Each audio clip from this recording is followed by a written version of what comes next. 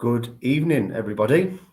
Welcome to this special ballot results event. I'm Tom Colclough. I'm the Head of Communications and Public Affairs here at UCU.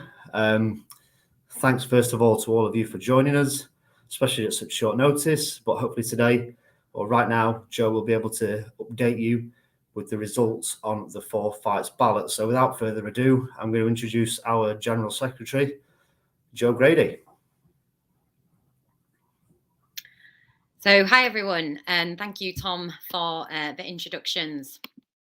So I wanted to start and really set the scene for the next sort of 10 to 15 minutes, because this union has achieved an absolute tremendous amount in shy of just 3 weeks. As you know, we ran 2 separate disaggregated ballots over 2 disputes. No other union is fighting on all fronts like this. And looking at these results, and for me personally, reflecting on the year that everyone has had, it makes our achievements even greater. So literally right now, as I speak, emails are going to members about the Four Fights dispute. USS emails were able to go yesterday, but I wanted to hold this event because I'm in a position right now to give you the headline results in both disputes. And I also just wanted to take some time before we all, well, some of us clock off for the weekend, I'm sure there'll be many that aren't, talk about what this dispute and what these results really mean for the future of our union. So with USS, you will know that yesterday UCU announced that 37 universities, 37 of our branches had backed strike action over cuts to the USS. And we got an overall turnout of 53% in that dispute. 76% backed strike action and 88% backed action short of a strike. This is huge. This is amazing. And I want everyone to be incredibly proud of themselves. The results are just in for Four Fights, and I'm not in quite the same position to tell you those exact same percentages in terms of who backed strike action and ASOS, but it's quite similar to the Four Fights dispute. But what I can tell you is that 54 universities have made a mandate to take strike action over pay and working conditions. And that was on an aggregated turnout of 51%. Amazing results. There are a few branches that are still outstanding, but in terms of the branches over the line, that's it. And again, we're looking again at similar percentages of 70 something for backing strike action and in the 80s for backing ASOS. Now, friends, comrades, I'm sure you'll agree with me that this is an achievement we can all be proud of.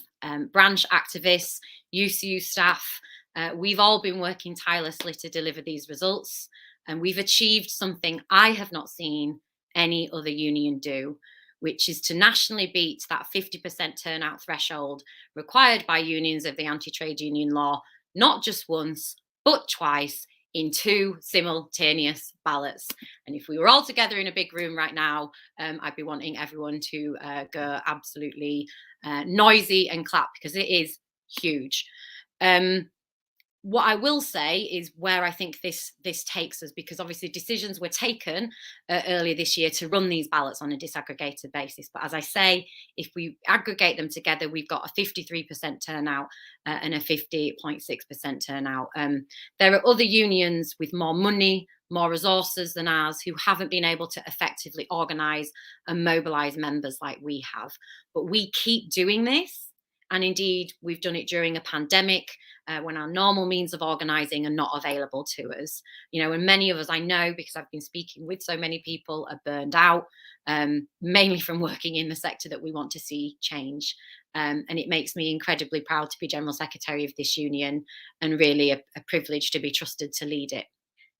So I just want to say a little bit, because obviously I've been asked today, and many of you will be asking the same questions of yourself, is, where does this leave us? Like, what do we do next? So the next steps will be decided next week via consultation in branches, and they will then inform a series of meetings that happen this day next week, Friday the 12th. I just want to lay out what I would like to see. Because what I would like to see from those meetings is strong support for reballoting in both disputes. In USS, this means a targeted reballot of, we know the numbers more accurately because obviously they were with us yesterday, a targeted reballot of those branches that either got between 45 to 50%, of which there were 16, and the 6 branches that were between 40 to 45%. Doing that would give us maximum leverage in that dispute, which is what we need. If we had to reverse those cuts of 35% to the defined benefit part of our pension and achieve a similar victory to which we did in 2018, when we defeated an attempt by employers to downgrade our defined benefit pension to a defined contribution one, we need that same leverage. And it is within touching distance in USS, reballoting those branches. In Four Fights, for me, this means we have to have the confidence to run a nationally aggregated reballot for everyone.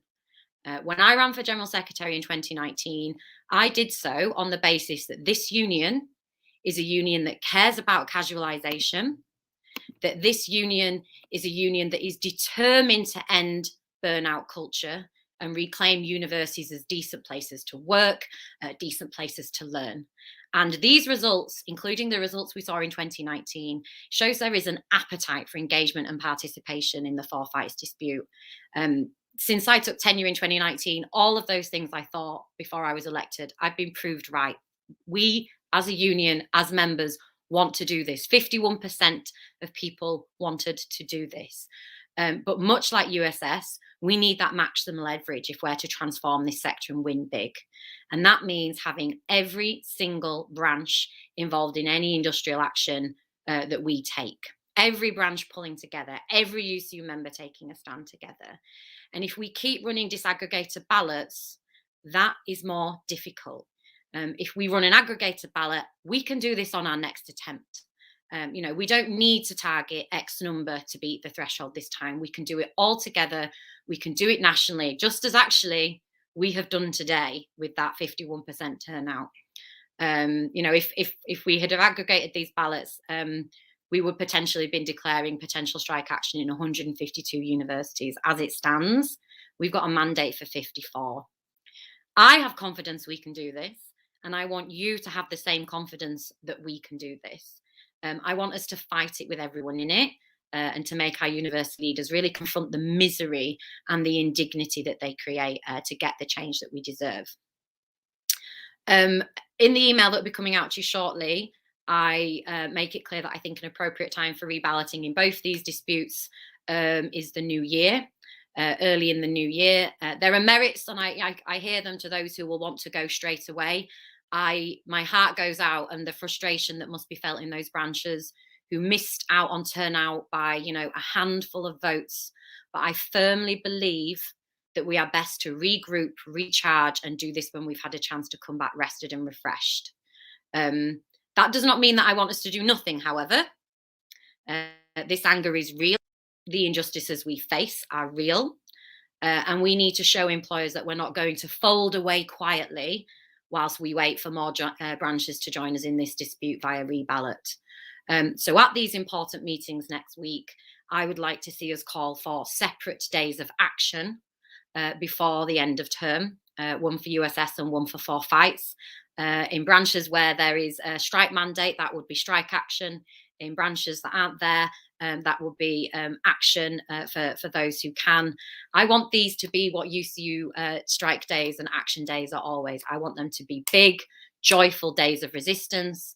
As I say, with those who are striking doing so, and those who aren't in a position to do that, still finding a way to participate. I also want the meetings next week that will be held in your branches to seriously consider what ASOS action sort of a strike we should trigger. As I said at the beginning of this meeting, both of these disputes have delivered overwhelming and indeed higher results for ASOS in addition to strike action. We need to be looking at how we can disrupt and frustrate our employers. And this has to involve more than, simply cancelling teaching.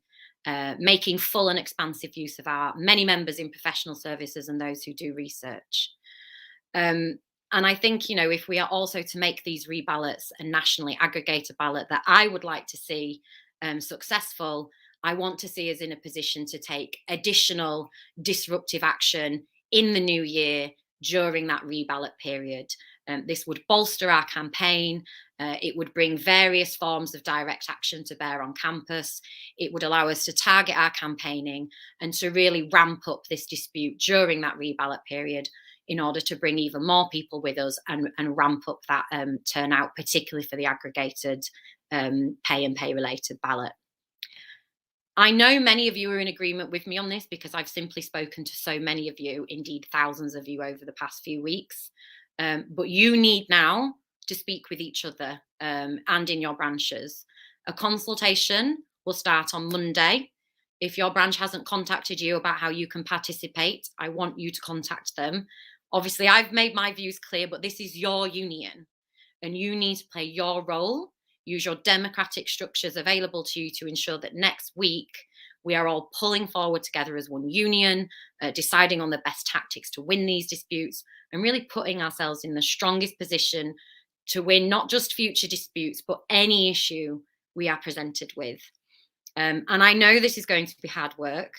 There can be no doubt that it's going to be hard work. There can be no doubt that we are going to need to take industrial action to reverse this pensions robbery, to make our employers treat us with dignity and roll back, the mass misuse of exploitative contracts and overwork that characterizes our sector. But we are in such a strong position to do all these things. As I say, we have won in a less than 3-week period 2 turnouts in 2 ballots of over 50%. Other unions would dream of doing what we have achieved. So we are in an incredibly strong position to do this. But what we have to do now is make sure that we are running smart ballots.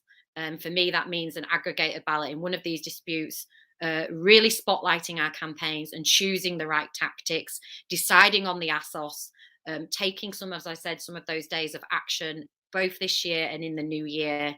But more than that, speaking to everyone you can in your branch next week, because we have to pull forward and do these things together. We need to win together, ballot together, and fight together. So I'm going to sign off because I want everyone to be incredibly proud of themselves. As I say, we are making history as a union, but rest up. Have a good weekend, particularly those of you who've worked so hard. Everyone should be incredibly proud of where we are. And we're going to be incredibly proud of where we end up at the end of this as well. So that was a lot in a short space of time. There is an email that is coming out for those of you in Four Fights. Those of you that are in USS as well got yours yesterday. And the emails about the consultation questions that you need to look at in your branches are coming out this evening as well. So with that said, thank you very much. And thank you very much also to our signer. And thank you to Tom. And take care, everyone. Bye.